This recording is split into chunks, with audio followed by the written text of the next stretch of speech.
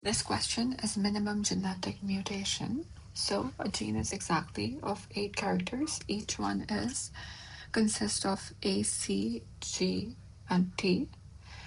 And a mutation is changing exactly one character to a different one.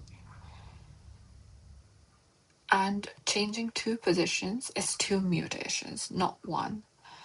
So you were given 3 things in the question: a start gene, so where you begin, end gene, where you are trying to end up, and then a list of gene strings that count as valid, which is your bank.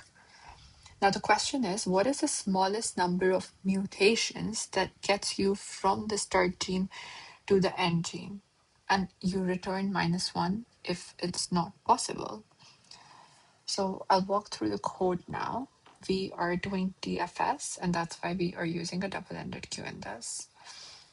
But firstly, we start with converting the bank into a set. It's a list essentially to begin with, but we are converting it into a set for O of 1 lookup. Now, if the end gene is not in bank, we straight out return -1. That's the end of the problem.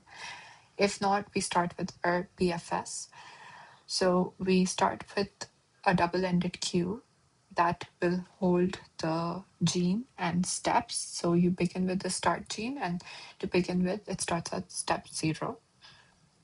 Then you have a scene set, which contains your start gene. So basically, just holding genes we have already discovered. Without this, the search would bounce back and forth between neighbors forever. So it's important to have this. Then this is the main loop. So while queue is non-empty, we pop from the queue and we assign a gene and steps. Now, if the gene that we just popped is the end gene, we can walk out with the step count. If not, then we go through this. Now, as I said, a mutation consists of 8 characters, and that's why we are going to run this loop 8 times. So for I in range 8, for C in ACGT, because a mutation, a gene can only have 4 different types of characters. So they're listed over here, ACGT.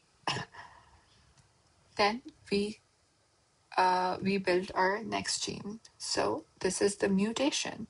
So we are building the mutated string. So everything before position I, then this new base, and then everything after position I. Also, in Python, strings are immutable, so we can't assign gene I to be C. Instead, we rebuild it.